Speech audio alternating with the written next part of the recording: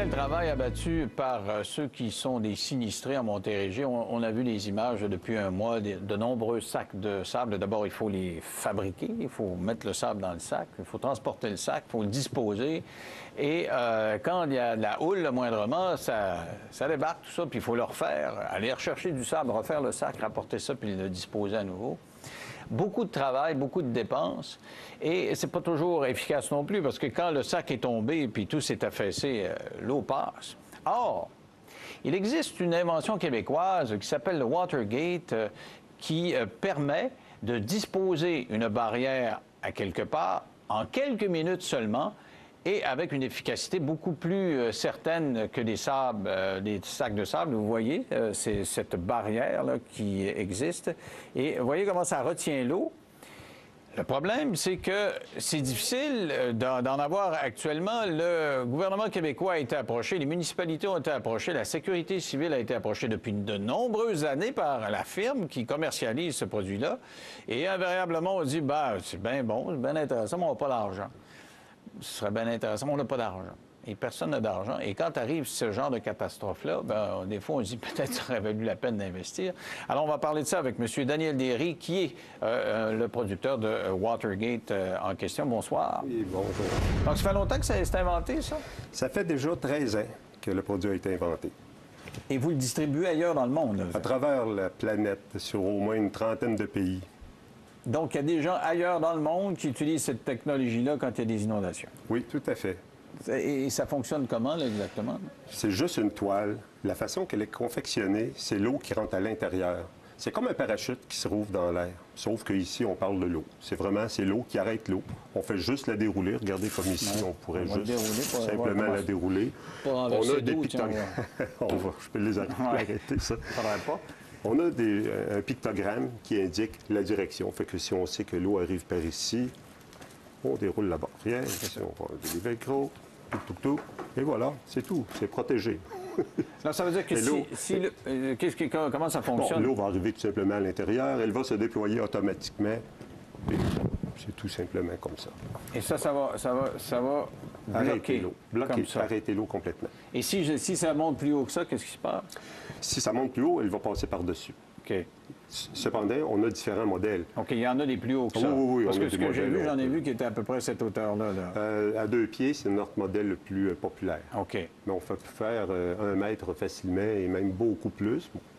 OK, vous voyez, ça pourrait être c'est le même principe, l'eau qui rentre, le même principe. Qui tire finalement, qui pousse, qui exerce une pression sur cette pellicule-là, puis ça monte. Exactement. Si vous remarquez, la barrière, la façon qu'elle est confectionnée, elle est 4 fois plus large que la retenue d'eau. Ouais. Ce qui fait qu'on a une bonne poussée, 4 fois plus de pression d'eau horizontale que verticale. Et voilà, c'est ça qui fait la bonne qualité, là, de la bonne adhérence là, de la barrière. Et ça, ça prend combien de temps à déployer par rapport à des sacs de sable? Si j'entoure ma résidence avec ça, là, ça va me prendre combien de temps? Bon, on a 2 modèles. On a un modèle avec le lestage déjà intégré, qui est beaucoup plus rapide, mais qui est quand même un peu plus dispendieux. Puis on a un autre modèle qui est fait plus pour les résidences auxquelles il faut ajouter absolument des petits sacs de sable là, pour donner du poids à la verre. Ça, c'est bien important pour pas que la toile, tout simplement, flotte dans le devant. Après ça, le travail se fait tout seul. Pour entourer une maison, c'est quand même peut-être plus long un peu. Si on prendrait, on va prendre le modèle là, pour monsieur et madame tout le monde, ce que M. Pelletier a acheté. Je vais vous dire environ 2 heures. 2 heures? 2 heures. Ce qui a pris des dizaines et des dizaines d'heures, parce que moi, j'ai lu quelqu'un en entrevue là, qui dit avoir mis 2 jours à tracer sa première barricade, puis après ça tombe, puis tu retournes. Ça tombe pas? Non, ça, c'est beaucoup plus sécuritaire que les sacs de sable. Ça ne tombera pas, ça ne s'effondrera pas, jamais. C'est la pression de l'eau qui est bâtie. Fait que peu importe la vitesse de l'eau, même si elle arrive extrêmement lentement, elle va se déployer quand il y aura de l'eau, c'est tout. Donc, c'est la pression, ça pousse. C'est la pression, et non pas la vitesse de l'eau. Si vous voulez, vous avez parlé de M. Pelletier, M. Valmont-Pelletier, qui est à Saint-Jean-sur-Richelieu, on l'a au bout du fil. Ça a été un de vos clients là, dans cette dernière vague d'inondation. Bonsoir, M. Pelletier. Bonsoir, M. Lévesque. Alors, on a des images de votre maison. C'est assez spectaculaire, merci. Vous étiez vraiment dans l'eau. Est-ce que vous êtes encore dans l'eau au moment où on se parle? Malheureusement, oui. OK. Mais vous êtes protégé. Regardez bien tout le tour. Là. On voit la barrière dont on parle et on voit que l'eau accote.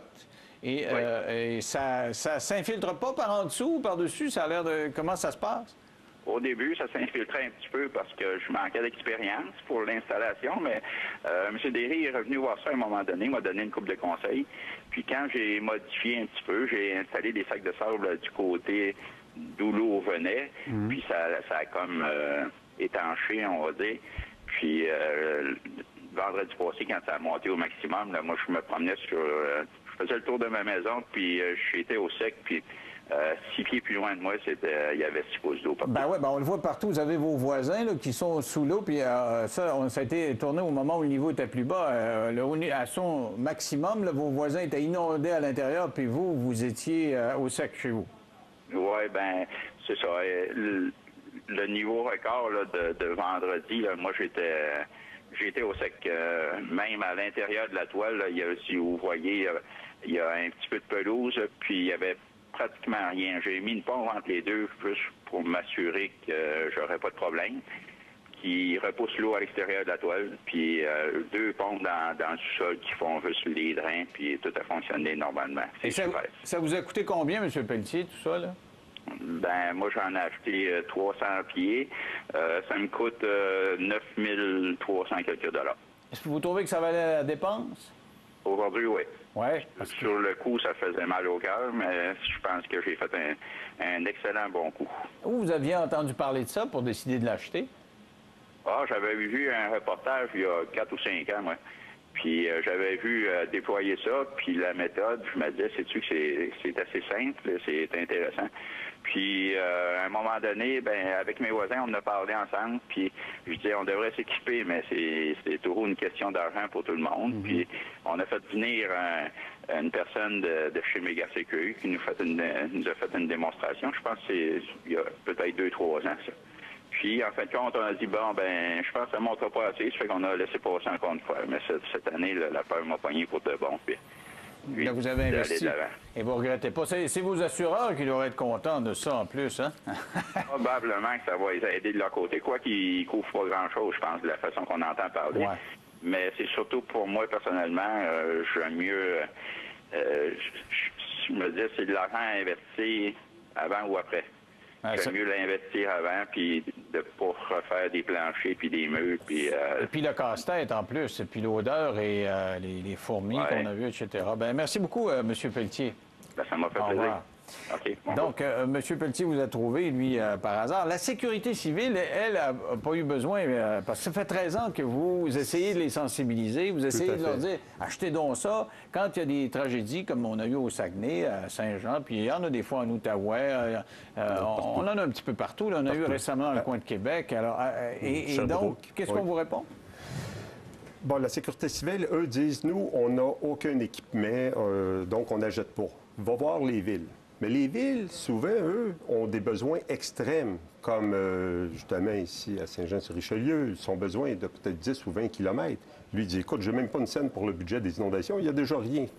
Fait que comment en acheter 10 ou 20 kilomètres? Est-ce que vous avez racolé, passez-moi l'expression, les municipalités? Depuis 13 ans, avez-vous communiqué, avez-vous fait des démonstrations avec elles pour pouvoir leur vendre ça? Est-ce qu'il y a des gens à Saint-Jean-sur-Richelieu qui vous connaissent? On parle des autorités, des municipalités? Ouais. Ah, ben, absolument, tout à fait. Même M. Larivière me connaît très bien. Ça fait depuis 2004 à chaque année, 2 fois même par année. Je l'appelle. Et puis, qu'est-ce qu'on fait?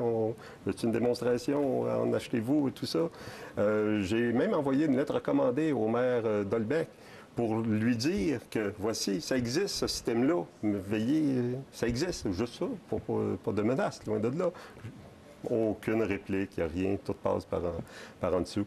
Mais de toute façon... Alors qu'il y a des municipalités ailleurs dans le monde qui vont en acheter pour préserver ça? Bien sûr. Bien sûr. Il faut dire qu'en Europe, c'est beaucoup plus évolué au niveau des services d'inondation. Mais ce serait à la sécurité civile d'acheter ça, d'avoir un entrepôt dans le centre du Québec, dans l'est du Québec, dans l'ouest, puis on achète, on va en avoir, je sais pas, 20-25 km, parce que nous autres, on en a besoin si ça pète, puis tu prends ton 25 km, si c'est au Saguenay, puis il y en a un entrepôt à Québec, bien, ils partent avec ça, puis ils vont l'installer. Tout à fait. Ça serait vraiment à eux à en acheter, ou même à l'armée, ou peu importe. Mais ça coûterait combien, mettons, là, des 20-30 kilomètres? Bien, écoutez, on peut faire des bons prix. Ça, on n'est pas nécessairement chéré pour autant. Là. Combien ça pourrait coûter? Ça dépend toujours de la protection qu'on demande. Non, mais mettons, on dit, OK, on se paie une bonne protection sur 30 kilomètres.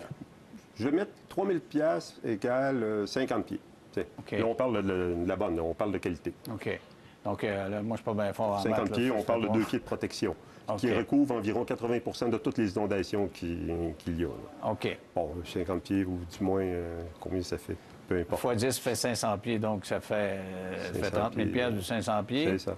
Ça fait 300 000 du 5 000 pieds.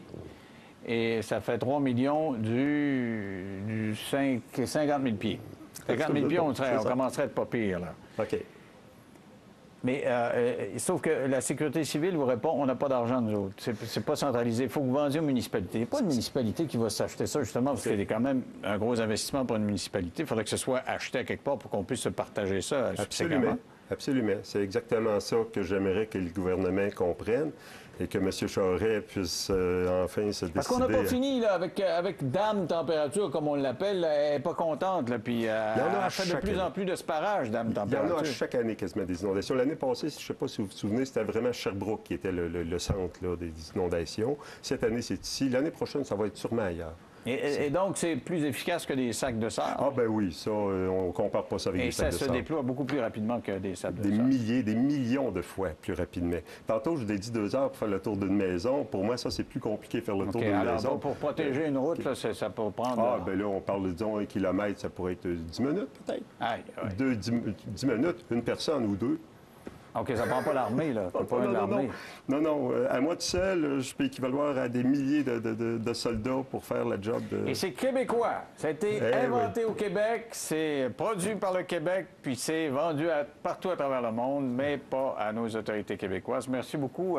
J'espère que ça va débloquer à un moment donné. Peut-être qu'il y a quelqu'un quelque part, peut-être un ministre qui va allumer là-dessus. J'espère que M. Charest, il va vraiment faire quelque chose parce qu'il est parfaitement au courant que le produit existe. J'en suis convaincu. Oui, quand ils mettent des millions, ça coûte des millions, là, ce qu'on a là, actuellement. Je suis persuadé que sur 10 ans, ils rentrent dans leur argent, il n'y a pas de problème. Merci beaucoup, et peut-être même avant ça. Restez là au retour.